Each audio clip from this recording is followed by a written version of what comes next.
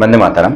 দেখো, subject verb agreement হিসেবে যদি কোনো সেন্টেন্সে নট অনলি বাট অলসো এই কথাটা থাকে, তাহলেও কিন্তু সেই সেন্টেন্সে দুখানা সাবজেক্ট থাকবে।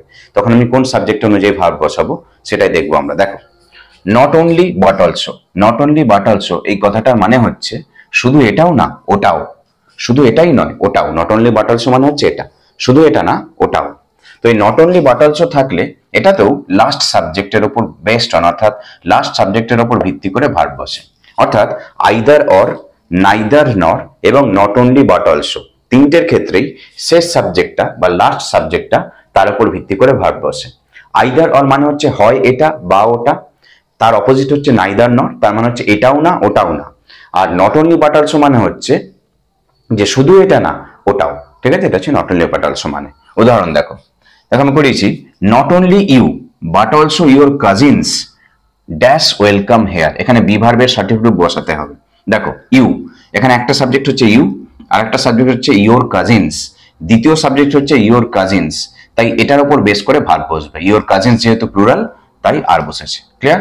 তাহলে নট অনলি ইউ এটা সিঙ্গুলার, কিন্তু যদিও এটা হলেও আর বসতো কারণ এটা সেকেন্ড পার্সন, তবে আমরা দ্বিতীয় সাবজেক্ট অনুযায়ী ভার্ব বসেছি, এখানে হচ্ছে আর। ক্লিয়ার? তার মানে শুধুমাত্র তুমি নয়, তোমার কাজিনরাও এখানে ওয়েলকাম, মানে ওদেরকেও এখানে অ্যাকসেপ্ট করা হবে।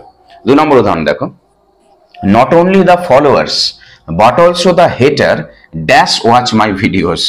তো শুধুমাত্র যে আমার ফলোয়াররা তাই নয়, বরং আমার যে নিন্দুক আছে সেও আমার ভিডিওগুলো দেখে।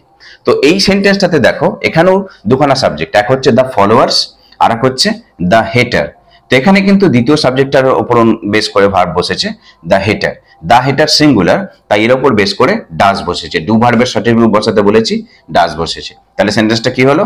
Not only the followers but also the হেটার does watch my videos. Clear? এবার দেখো, একটা হোমওয়ার্ক দিয়েছি, হোমওয়ার্কটা তোমরা কমেন্টে জানাবে, তারপর আমি উত্তরগুলো করিয়ে দেবো। হোমওয়ার্কটা দেখো, not only my father but also all the father's dash deep love for their family. এখানে হ্যাভ ভার্বের সঠিক রূপ বসাবে। ক্লিয়ার? তাহলে নট অনলি বাট অলসো এটার মানে হচ্ছে শুধু এটা না ওটাও। তো নট অনলি বাট অলসো যদি কোনো সেন্টেন্সে থাকে তাহলে সেখানে দুখানা সাবজেক্ট থাকবে। তো আমি সবসময় শেষ সাবজেক্ট অনুযায়ী বা লাস্ট সাবজেক্ট অনুযায়ী ভার্ব বসাবো। ক্লিয়ার? Thank you.